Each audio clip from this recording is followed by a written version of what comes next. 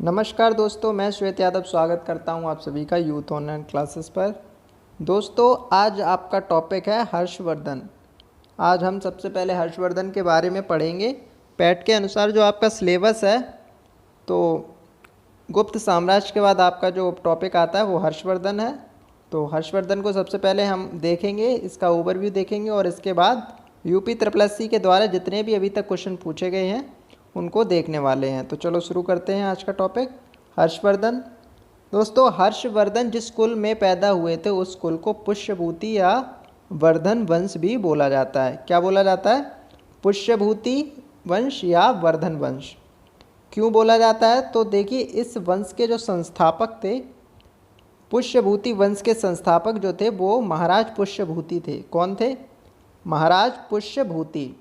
पुष्यभूति की वजह से ही इस वंश को पुष्यभूति वंश बोलते हैं। और आगे चल के जब चौथी पीढ़ी में वर्धन आते हैं, प्रभाकर वर्धन, और उनकी वजह से इस वंश को वर्धन वंश बोलते हैं। तो पहले आप इसको समझिए कि कौन थे वर्धन, कौन थे पुष्यभूति, किस तरीके से हर्षवर्धन का उदय होता है इस कुल में और क्या है, इस सब के बारे में यहाँ आपको अच्छे से समझना है। बहुत ही इंटरेस्टिंग स्टोरी है इनकी, थोड़ी सी टिपिकल है, अगर आप नहीं समझेंगे तो समझ में नहीं आने वाली। तो थोड़ा सा कन्फ्यूज़न, वैसे कन्फ्यूज़न नहीं होगा आपको, इसकी मैं जिम्मेदारी लेता हूँ, लेकिन आपको थोड़ा सा कंसंट्रेशन से पढ़ना है। तो पुष्यभूति वंश के संस्थापक थे पुष्यभूति, इनकी राजधानी थी थानेश्वर। तो आपका पहला पॉइंट से ही क्वेश्चन बनता है कि पुष्यभूति वंश की जो राजधानी थी वो कहाँ थी? तो थानेश्वर थी। ये थानेश्वर कहाँ पड़ता है? तो हरियाणा में पड़ता है आपका। तो पहला आपका क्वेश्चन हो गया, पुष्यभूति वंश के संस्थापक थे पुष्यभूति, और दूसरा क्वेश्चन हो गया इनकी राजधानी थी थानेश्वर के, हरियाणा, यानी हरियाणा में जो थानेश्वर है वहाँ पे इनकी राजधानी थी। तो देखिए, इस वंश का जो सबसे प्रतापी राजा था वो कौन हुआ? प्रभाकर वर्धन। ये चौथी पीढ़ी में होते हैं पुष्यभूति के प्रभाकर वर्धन। कौन होते हैं? प्रभाकर वर्धन। अब यहाँ प्रभाकर वर्धन से स्टोरी आपकी शुरू होने वाली है। प्रभाकर वर्धन के दो पुत्र होते हैं। प्रभाकर वर्धन इतने प्रतापी थे कि इन्होंने एक उपाधि धारण की जिसे हम बोलते हैं परम भट्टारक। परम भट्टारक, हो सकता है पॉइंट आ गया है, क्वेश्चन हो सकता है पूछ ले, तो यहाँ पे आपको पता होना चाहिए कि प्रभाकर वर्धन की जो उपाधि थी वो क्या थी? परम भट्टारक। अब देखिए, प्रभाकर वर्धन जो राजा हुए हैं, इनकी 3 संतानें थीं। कितनी हैं? 3 संतानें। उसमें 2 पुत्र हैं, राज्यवर्धन और हर्षवर्धन। आपके कौन है? राज्यवर्धन ये बड़े बेटे होते हैं और हर्षवर्धन ये छोटे बेटे होते हैं। तीनों संतानों में सबसे छोटे होते हैं हर्षवर्धन और सबसे बड़े होते हैं राज्यवर्धन। और इनकी पुत्री होती हैं एक राजश्री, ये दूसरे नंबर की थी। कौन? राजश्री। तो आपको पहले ये देखिए, प्रभाकर वर्धन की 3 संतानें हुई हैं, एक का नाम है राज्यवर्धन, दूसरे का नाम है हर्षवर्धन, ये 2 पुत्र हो गए, और एक पुत्री है राजश्री। राज्यवर्धन, राजश्री और हर्षवर्धन, तो ये 3 संतानें थीं। इसके बाद जो राजश्री है, ये इनकी जो पुत्री हैं राजश्री, राज्यश्री का जो विवाह होता है ये कहाँ होता है? तो ये ग्रहवर्मा से होता है। ये ग्रहवर्मा कौन थे भाई? तो कन्नौज के शासक थे ग्रहवर्मा। कहाँ के थे? कन्नौज के शासक थे ग्रहवर्मा। इनसे प्रभाकर वर्धन अपनी पुत्री राजश्री का विवाह करते हैं। यहाँ पे राजश्री लिखा, ये गलत, राजश्री होगा। तो राजश्री का विवाह जो था वो कहाँ होता है? कन्नौज के शासक ग्रहवर्मा से। ओके, और ये किस वंश के थे? तो सवाल आपका आता है किस वंश के थे? तो मौखरी वंश के थे। कौन थे? मौखरी वंश के।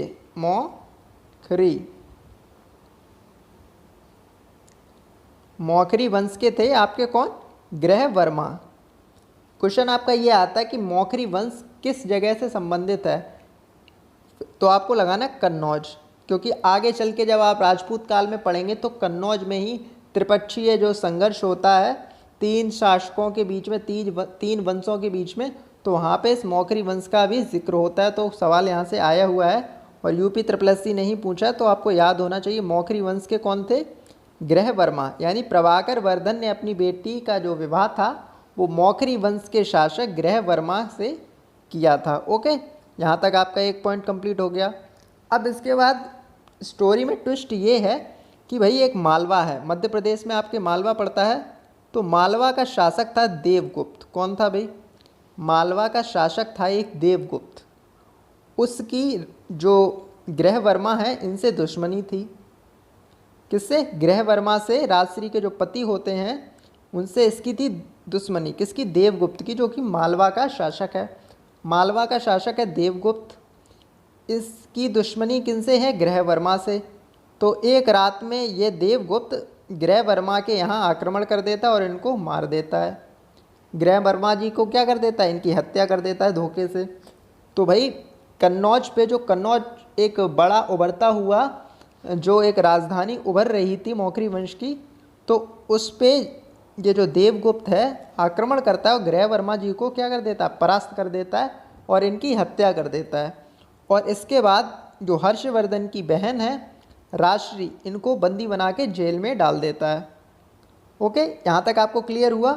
कौन है भाई? देवगुप्त है एक शासक, मतलब विलन है इस स्टोरी का। तो देवगुप्त कन्नौज के राजा गृहवर्मा पर आक्रमण करता है और उनकी हत्या कर देता है, और राजश्री जो कि हर्षवर्धन की बहन है इनको क्या करता है? जेल में डाल देता है। ओके, यहाँ तक समझ में आया आपको? इसके बाद जब राजवर्धन, अभी प्रभाकर वर्धन के बाद कौन राजा बनेंगे? राज्यवर्धन। अभी इनके भाई हैं हर्षवर्धन के बड़े, क्योंकि हर्षवर्धन की उम्र अभी सिर्फ 16 साल है। तो राज्यवर्धन अभी सिंहासन पर बैठे हुए हैं, कहाँ के? थानेश्वर, हरियाणा में। तो जब इनको ये पता चलता है कि मेरी बहन के पति यानी इनके जीजा श्री की क्या कर दी गई है? हत्या कर दी गई है। और किसने की है? तो मालवा के शासक देवगुप्त ने की है। देवगुप्त ने, मालवा का जो शासक है, उसने धोखे से गृहवर्मा की कन्नौज पर आक्रमण किया और उनकी हत्या कर दी है। तो जब राज्यवर्धन को पता चलता है तो ये देवगुप्त पर यानी कन्नौज पर आक्रमण करते हैं। अपनी बहन को भी तो इन्हें जेल से निकालना है, तो भाई आक्रमण करते हैं राज्यवर्धन। और ये जाके देवगुप्त, जो कि उस समय कन्नौज का शासक बना बैठा है, कन्नौज का शासक बना बैठा है, देवगुप्त को पराजित कर देंगे। क्या कर देंगे? देवगुप्त को पराजित कर देंगे और उसकी हत्या कर देंगे। किसको? देवगुप्त को। ओके, कौन कर देंगे? राज्यवर्धन। अभी हर्षवर्धन का कोई रोल नहीं है। तो राज्यवर्धन जाएंगे और देवगुप्त की क्या कर देंगे? हत्या कर देंगे। अब पहला पॉइंट समझिए, दोबारा से थोड़ा सा आपको ध्यान देना है। सबसे पहले गृहवर्मा की हत्या कौन करेगा? जो कि कौन है? राजश्री के पति हैं, कन्नौज के शासक हैं, मौखरी वंश के बड़े शासक हैं गृहवर्मा, और कन्नौज इनकी राजधानी है, कन्नौज पर शासन करते हैं। तो देवगुप्त जो कि मालवा का शासक है, ये गृहवर्मा की हत्या करेगा। इसके बाद बदला लेने के लिए राज्यवर्धन यानी राजश्री के बड़े भाई जाएंगे और देवगुप्त की हत्या कर देंगे। तो कन्नौज इनके क्या आ गया? अंडर में आ गया राज्यवर्धन के। ओके, अब देखिए यहाँ से एक ट्विस्ट आता है। क्या ट्विस्ट आता है? ट्विस्ट ये आता है भाई कि राजवर्धन जब देवगुप्त को मार डालते हैं, राजवर्धन ने देवगुप्त को मार डाला, तो उनका एक मित्र है, मालवा के शासक हैं, मालवा का जो शासक है भाई कौन? देवगुप्त। इसका एक मित्र है। मित्र का क्या नाम है भाई? मित्र का नाम है शशांक। ये इससे बहुत क्वेश्चन बने हैं, क्वेश्चन आए हुए हैं कि एक इनका मित्र है देवगुप्त का। देवगुप्त तो मर गए, राजवर्धन ने देवगुप्त को मार दिया, लेकिन इसका एक मित्र है शशांक। क्या नाम है? शशांक। ध्यान से नाम को अच्छे से याद रखिए, शशांक। अब ये राजा कहाँ का है? जैसे अपना ये भारत है, इस तरीके का भारत है।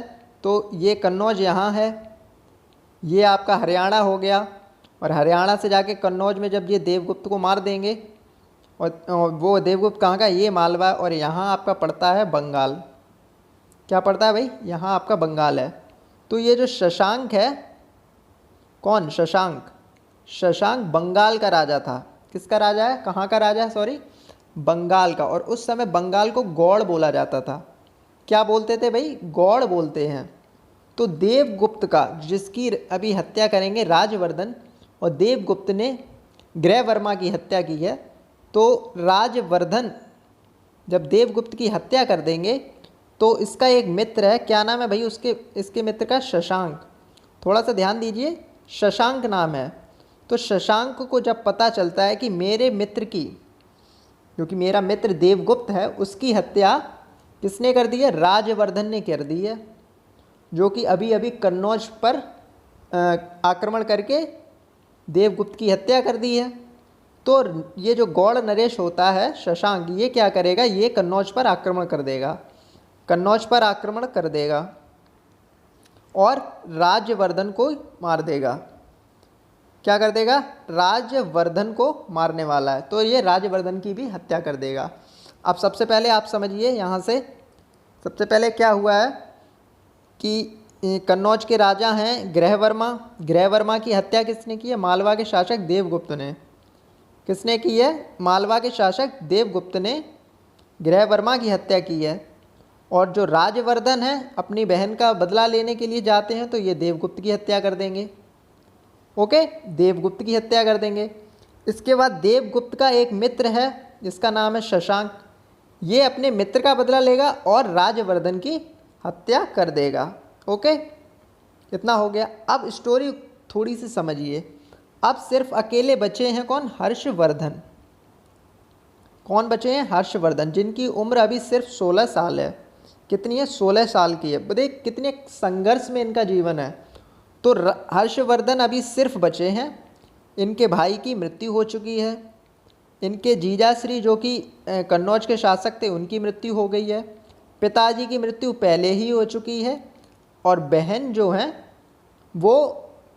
जो है उन्हें बंदी बना दिया गया है। और बहन बंदी बन के कारागार में है। तो अब ऐसी सिचुएशन में, इतनी कठिन परिस्थिति में हर्षवर्धन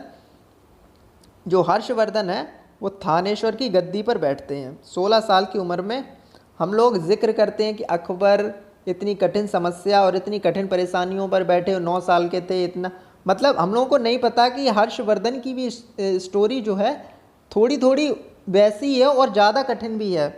तो हर्षवर्धन जो हैं थानेश्वर पे जाके बैठते हैं, थानेश्वर की गद्दी में 16 साल की उम्र में बैठते हैं।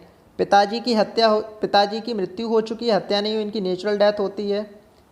जीजाश्री की हत्या हो गई है, बड़े भाई की हत्या कर दी गई है, इकलौती बहन को बंदी बना लिया गया। और ऐसी सिचुएशन में हमारे हर्षवर्धन गद्दी पर बैठते हैं और अपनी बहन को बचाने के लिए चलते हैं। स्टोरी थोड़ी अलग है, लेकिन आपको सिर्फ पॉइंट से समझना है जो अभी एग्ज़ाम से आएंगे। तो एग्ज़ाम से आपका सवाल बनता है कि भाई गौड़ नरेश कौन था? तो गौड़ नरेश शशांक है। और चल के वो राजवर्धन को किसने मारा?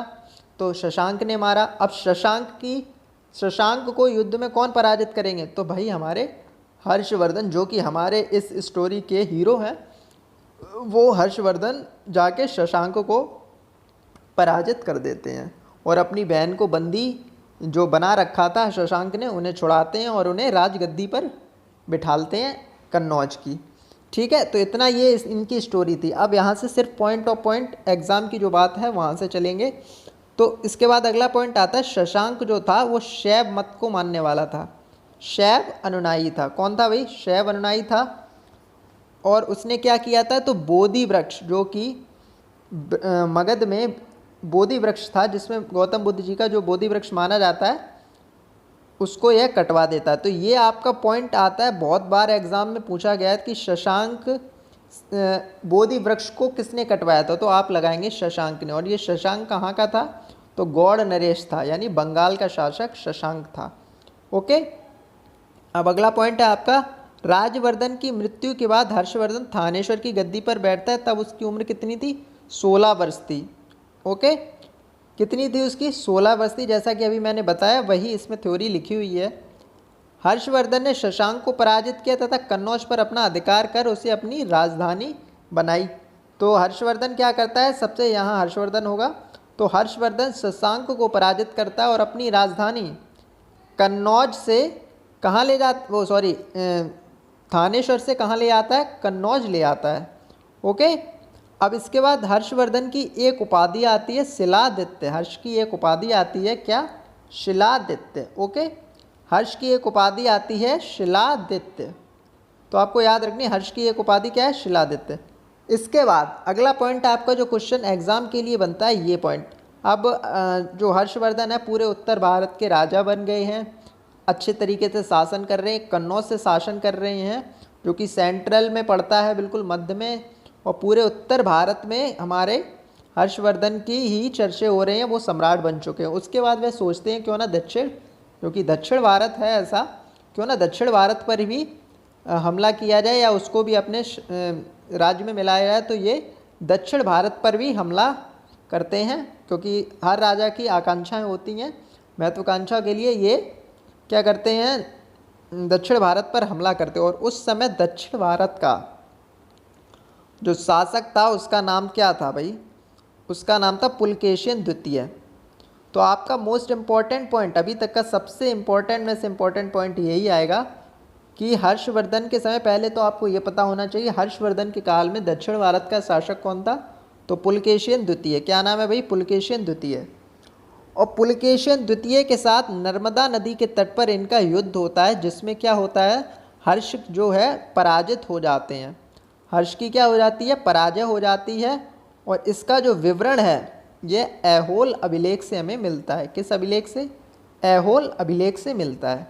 ओके, तो आपके पॉइंट्स क्या हैं कि हर्षवर्धन में दक्षिण भारत का एक राजा था हर्षवर्धन के समय, पुलकेशिन द्वितीय, जिससे उनकी जो युद्ध है वो नर्मदा नदी के तट पर होता है और जिसमें हर्षवर्धन की पराजय हो जाती है। और इसका जो विवरण है वो ऐहोल अभिलेख में हमें मिलता है। ओके, तो ये आपके एग्ज़ाम के लिए जितने भी पॉइंट थे यहाँ से ही बनने वाले हैं, कोई एक्स्ट्रा नहीं बनेगा। ठीक है, तो ये आपके पॉइंट यहाँ पे ख़त्म हो गए। अब हर्षवर्धन के आगे थोड़ा देखते हैं। तो हर्षवर्धन के दरबार में एक चीनी यात्री आता है, जो कि बहुत ही दूसरा इंपॉर्टेंट पॉइंट आपका है। हर्षवर्धन के दरबार में एक चीनी यात्री आता है जिसका नाम था हेंग सांग। क्या है, हेंग सांग। हर्षवर्धन के दरबार में एक चीनी यात्री आता है हेंग सांग। पिछली बार पैट में यहाँ से क्वेश्चन था जिसमें पूछा था हेंग सांग पहले आया है कि दूसरा क्या था, इत्सिंग पहले आया है और फाइयान। तो जब आप इनके कालक्रम पढ़ेंगे, जब इनके बारे में पढ़ेंगे, तभी तो आपको पता होगा कि हिंगसंग पहले आया है, इत्सिंग पहले आया है या फाइयान पहले आया है। तो सवाल वहीं से आते हैं, लेकिन समझ नहीं पाते कि भाई हर्षवर्धन से तो कोई क्वेश्चन था ही नहीं। क्यों नहीं था भाई, हिंगसंग का अगर विवरण दिया गया है तो हर्षवर्धन से ही है ना, तो आपको समझना चाहिए। हो सकता है इस बार पुलकेशिन द्वितीय या आपके शशांक का बोधि वृक्ष वाला क्वेश्चन है, यहाँ से पूछ लिया जाए, तो आपको ध्यान रखना है। तो सबसे पहले हर्ष के दरबार में कौन आता है, चीनी यात्री हेंग सांग। कौन आता है, हेंग सांग आता है। इसके बाद हेंग सांग को यात्रियों का राजकुमार बोला जाता है। हेंग सांग के यहाँ, हेंग सांग का जो मोस्ट इम्पॉर्टेंट पॉइंट है वो क्या है, यात्रियों का राजकुमार इसे बोला जाता है। हेंग सांग को क्या बोलते हैं, यात्रियों का राजकुमार। दूसरा पॉइंट है नीति पंडित भी कहते हैं इसे ही। क्या बोलते हैं, नीति पंडित, यात्रियों का राजकुमार और नीति पंडित। इसके बाद अगला पॉइंट, इसको क्या बोलते हैं, शाक्य मुनि भी बोलते हैं। क्या बोलते हैं इसे, शाक्य मुनि। शाक्य मुनि किसे बोलते हैं, आपके हेंगसांग को शाक्य मुनि भी बोला जाता है।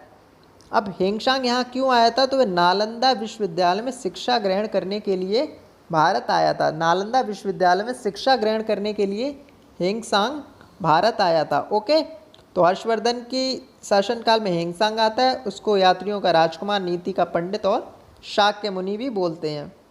हेंगसांग नालंदा विश्वविद्यालय में शिक्षा ग्रहण करने के लिए आया था और इसकी पुस्तक, जो कि आगे आपके एमसीक्यूज जब कराएंगे तो सारे क्वेश्चन अपने आप ही कवर हो जाएंगे। इसकी एक पुस्तक आती है CU की। ओके, तो वहाँ ये उसको लिखता है CU की। क्वेश्चन आता है CU की किसकी रचना है, तो हेंगसांग की रचना है। अब अगला पॉइंट है कि हर्षवर्धन के दरबारी कवि कौन थे, तो हर्षवर्धन के दरबारी कवि थे बाणभट्ट। और बाणभट्ट ने ही हर्षवर्धन की बायोग्राफी लिखी है। क्या नाम रखा है उसका, हर्षचरित। तो सवाल आपका आता है हर्षवर्धन की बायोग्राफी या हर्षचरित किसने लिखा है, तो बाणभट्ट ने लिखा है। ओके, ये देखो अगला पॉइंट है, जिन्होंने हर्षवर्धन की जीवनी हर्षचरित लिखी है। इसके बाद हर्षवर्धन जो थे वो खुद में एक लेखक थे। इनकी 3 पुस्तक मिलती हैं, एक प्रियदर्शिका, दूसरी रत्नावली, तीसरी नागानंद। कौन कौन सी 3 पुस्तक है, प्रियदर्शिका, रत्नावली और नागानंद, ये 3 पुस्तक हर्षवर्धन की मिलती हैं। अगला पॉइंट बोलता है भाई, सम्राट हर्षवर्धन कन्नौज तथा प्रयाग में 2 महान धार्मिक सम्मेलन का प्रत्येक 4 वर्ष में आयोजन कराया करते थे। देखो हर्षवर्धन जो थे बहुत ही एक उदारवादी राजा रहे हैं और ये प्रत्येक 4 वर्ष में कन्नौज तथा प्रयाग में, तो सवाल आपका ये मोस्ट इम्पॉर्टेंट है, यहाँ से पॉइंट बनता है कि कहाँ पर हर्षवर्धन प्रत्येक 4 वर्ष में धार्मिक सभा का या धार्मिक सम्मेलन का आयोजन कराया करते थे। तो आपको बताना है, एक तो कन्नौज में, दूसरा प्रयाग में। ओके, अब इसके बाद आखिरी पॉइंट है, हर्षवर्धन की मृत्यु 647 ईस्वी में हो गई थी। कितनी हो गई थी? 647 ईस्वी में। 606 ईस्वी में ये राजगद्दी पर बैठते हैं और इनकी मृत्यु जो है 647 ईस्वी में हो जाती है। तो 41 वर्षों तक यह शासन करते हैं। ओके, चलिए अब हम लोग क्वेश्चन पे चलते हैं। कितने एमसीक्यूज़ बने हैं इनके, प्रीवियस ईयर के जितने भी यूपी SSC के द्वारा पूछे गए सवाल हैं सभी आपको यहाँ मिलने वाले हैं। तो पहला सवाल है आपका, हर्ष किस राजवंश से संबंधित है? हर्ष जो हैं वो किस राजवंश से संबंधित हैं? क्या वर्मन वंश है, मौखरी वंश है, पुष्यमित्र वंश है या पुष्यभूति? तो आपको अभी बताया था कि कौन सा वंश है भाई, बताइए, आंसर दीजिए सभी लोग। तो इसका आंसर हो जाएगा डी, पुष्यभूति वंश के थे। ओके, दूसरा क्वेश्चन है, किस चीनी यात्री ने हर्षवर्धन के साम्राज्य का दौरा किया था? कौन सा वह चीनी यात्री था जिसने हर्षवर्धन के शासनकाल में भारत का दौरा किया था? क्या वह इत्सिंग था, फाहियान था, हेंगसांग था या सीयूकी था? तो आपको पता है इसका आंसर क्या है, हेंगसांग। कौन है भाई? हेंगसांग। फाहियान किसके दरबार में आता है? चंद्रगुप्त द्वितीय विक्रमादित्य के। और हेंगसांग हर्षवर्धन। और हेंगसांग की पुस्तक का नाम है सीयूकी।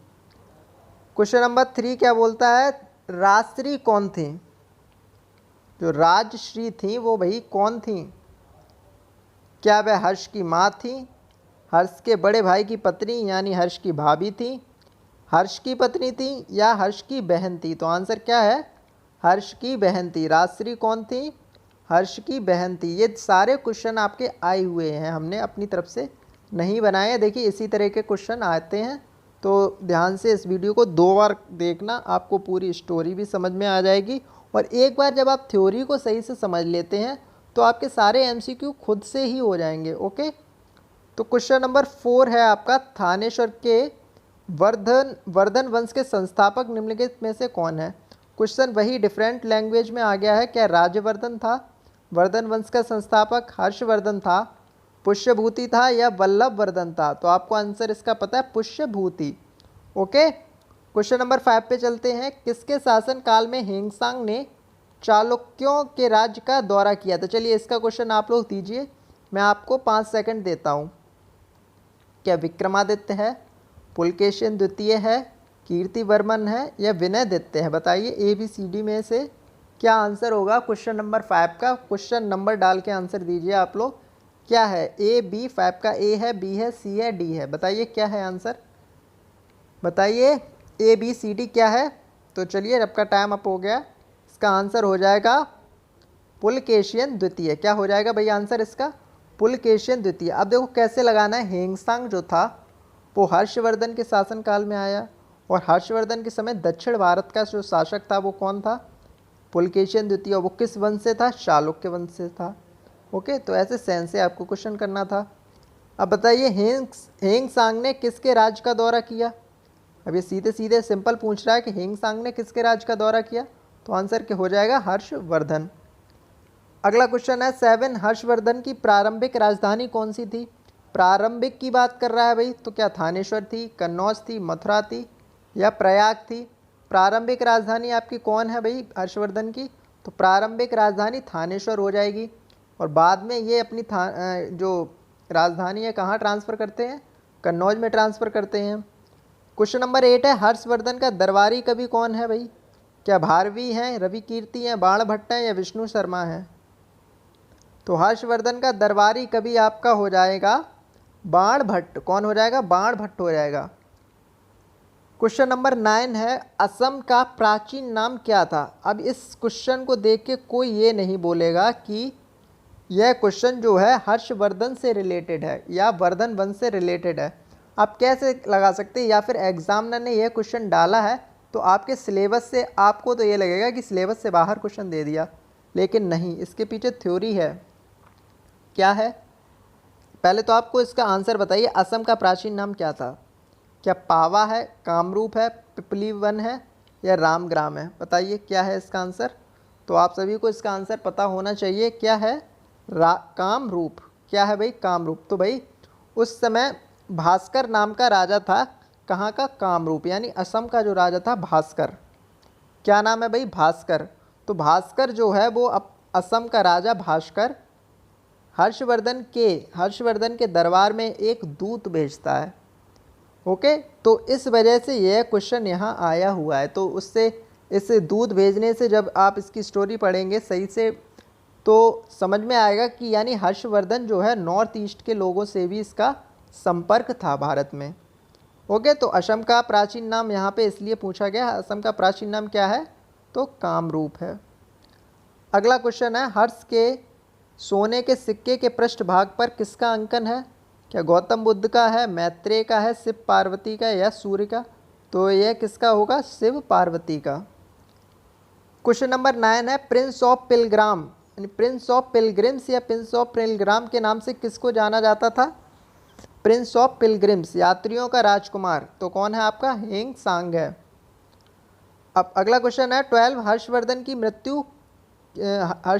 मृत्यु जब हुई थी तो कौन सी सन थी, यानी किस ईस्वी में उसकी मृत्यु हुई है। क्या 647 में है, 648 में है, 606 में है, 635 में है। तो इसका आंसर हो जाएगा 647 ईस्वी में। कितनी, 647 ए। अगला क्वेश्चन है, हर्षवर्धन की आरंभिक राजधानी कहाँ थी। तो अभी बताया कन्नौज थी। इसके बाद क्वेश्चन आता है, वराह मिहिर कौन था। क्या खगोल शास्त्री था, अंतरिक्ष यात्री था, अंतरिक्ष शटल है, या पावर स्टेशन। देखिए ऑप्शन ही इतने भयानक दे रखे हैं कि आपको ऐसे ही आंसर बता दोगे बिना पढ़े ही। वराह मिहिर कौन हो सकता है, तो भाई खगोल शास्त्री हो सकता है। क्वेश्चन नंबर 15 है, नौकर शाकों की राजधानी थी। क्वेश्चन यहाँ मिस्टेक है, यहाँ होगा हर्षवर्धन की जो प्रारंभिक राजधानी थी वो क्या थी। हर्षवर्धन की राजधानी क्या थी, थानेश्वर थी, कन्नौज थी, परस्पुर थी, या इनमें से कोई नहीं। तो अगर प्रारंभिक पूछेगा तो भाई थानेश्वर हो जाएगी, और ट्रांसफ़र की गई पूछेगा तो कन्नौज हो जाएगी। ओके, क्वेश्चन थोड़ा सा मिस्टेक हो गया है वही क्वेश्चन में। अगला क्वेश्चन देखते हैं, पुलकेशियन चालुक्य शासक ने हर्षवर्धन को किस नदी के तट पर पराजित किया था। देखो चालुक्य वंश का शासक कौन है भाई, पुलकेशियन, और वो भी कौन, पुलकेशियन द्वितीय पूरा नाम आता है इसका। अब इसने हर्षवर्धन से एक युद्ध लड़ा, किस नदी के तट पर, नर्मदा नदी के तट पर। पराजित कौन हो गए भाई, हमारे हर्षवर्धन साहब पराजित हो गए। और इसका उल्लेख किस में मिलता है, तो ऐहोल अभिलेख में मिलता है, ऐहोल अभिलेख में मिलता है। तो कौन सी नदी पूछी है, तो आपको पता है इसका आंसर हो जाएगा नर्मदा नदी। क्वेश्चन नंबर 17 है, राजा हर्ष ने अपनी राजधानी स्थानांतरित की थी, कहाँ से कहाँ ट्रांसफ़र की है राजा हर्ष ने अपनी राजधानी। क्या थानेश्वर से कन्नौज की है, दिल्ली से देवगिरी की है, कंबोज से कन्नौज की है, या वलाभी से दिल्ली की है। तो आपको सभी को इसका आंसर पता, थानेश्वर से कन्नौज। ओके, क्वेश्चन नंबर 18 बोलता है, ये वही क्वेश्चन रिपीट हो गया, चलो छोड़ो इसको। क्वेश्चन नंबर 19 पे चलते हैं, हर्षचरित नामक पुस्तक किसने लिखी। हर्षचरित नामक पुस्तक किसने लिखी है। क्या आर्यभट्ट ने लिखी है, बाणभट्ट ने लिखी है, विष्णुगुप्त ने लिखी है, या परिमल गुप्त ने लिखी है। बताइए इसका आंसर बताइए। हर्ष की जो जीवनी है उसकी बायोग्राफी किसने लिखी है, तो बाणभट्ट ने हर्षचरित लिखी है। इसके बाद क्वेश्चन नंबर 20 है, सम्राट हर्षवर्धन ने 2 महान धार्मिक सम्मेलन का आयोजन जो था वो कहाँ कराया करते थे, कहाँ कराया करते थे बताइए। हर्षवर्धन अपने समय में प्रत्येक 4 वर्ष में जो 2 बार महान धार्मिक सम्मेलन है वो कहाँ कराते थे। क्या कन्नौज और प्रयाग में कराते थे, प्रयाग थानेश्वर में कराते थे, थानेश्वर वल्लभी में, या वल्लभी तथा प्रयाग में। तो आपको इसका आंसर पता है क्या है, ए कन्नौज तथा प्रयाग में। ओके, बहुत इंपॉर्टेंट क्वेश्चन है, यहाँ से ही हर्षवर्धन के क्वेश्चन बनेंगे। आप सिर्फ MCQ भी अगर एग्ज़ाम से एक दिन पहले या एग्ज़ाम टाइम में आप मेरे से क्वेश्चन पढ़ के भी जाते हैं, तब भी आपके पैट में 10 आउट ऑफ 10 मार्क्स की गारंटी मैं लेता हूँ। 10 आउट ऑफ 10 की मैं गारंटी लेता हूँ आपको, आप मेरे वीडियोस भी अगर देखे जाएंगे। ओके, तो क्वेश्चन नंबर 20 है, नर्मदा नदी के तट पर सम्राट हर्ष के दक्षिणावर्ती अग्रगमन को किसने रोका था। क्वेश्चन ये बोलता है जब हर्षवर्धन साउथ इंडिया में जाते हैं तो उस समय उन्हें नर्मदा नदी के तट पर किसने रोक लिया था। क्या पुलकेशिन प्रथम है, पुलकेशिन द्वितीय है, विक्रमादित्य हैं या विक्रमादित्य द्वितीय हैं। बताइए कौन है इसका आंसर। तो आप सभी को याद हो गया है क्या है इसका आंसर, पुलकेशिन द्वितीय। अगला क्वेश्चन है, कौशे शब्द का प्रयोग किया जाता है। कौशेय शब्द का प्रयोग किस वस्तु के लिए कौशेय शब्द का प्रयोग किया गया है। क्या कपास के लिए किया गया है, सन के लिए किया गया है, रेशम के लिए किया गया है या ऊन के लिए किया गया है। बताइए किसके लिए किया है, इसका आंसर आप लोग देंगे।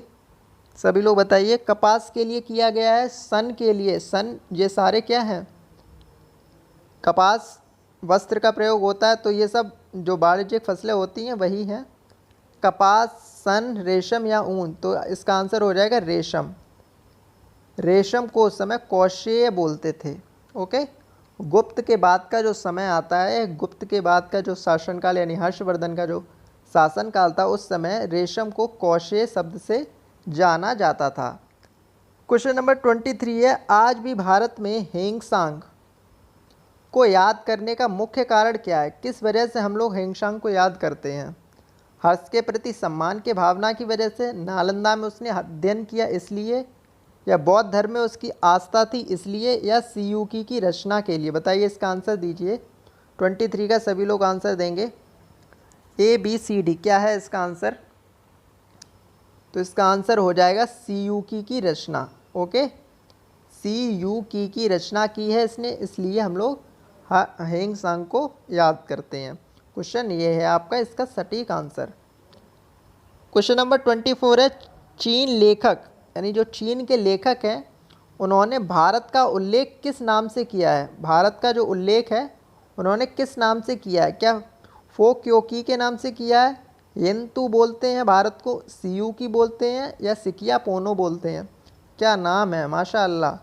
चलो बताइए, चीन के लेखकों ने भारत का नाम किस शब्द से उल्लेखित किया है। फोक्योकी, येन्तु, शियूकी, सिकिया पाने। ये UP SSC ने क्वेश्चन पूछा हुआ है, किसी एग्ज़ाम में ये क्वेश्चन आया हुआ है। आप लोग बताइए इसका आंसर क्या है। तो आप लोग याद रखना, चीनी लोग यानी चीनी लेखकों ने भारत का जिक्र येन्तु शब्द से किया है। क्या, येन्तु।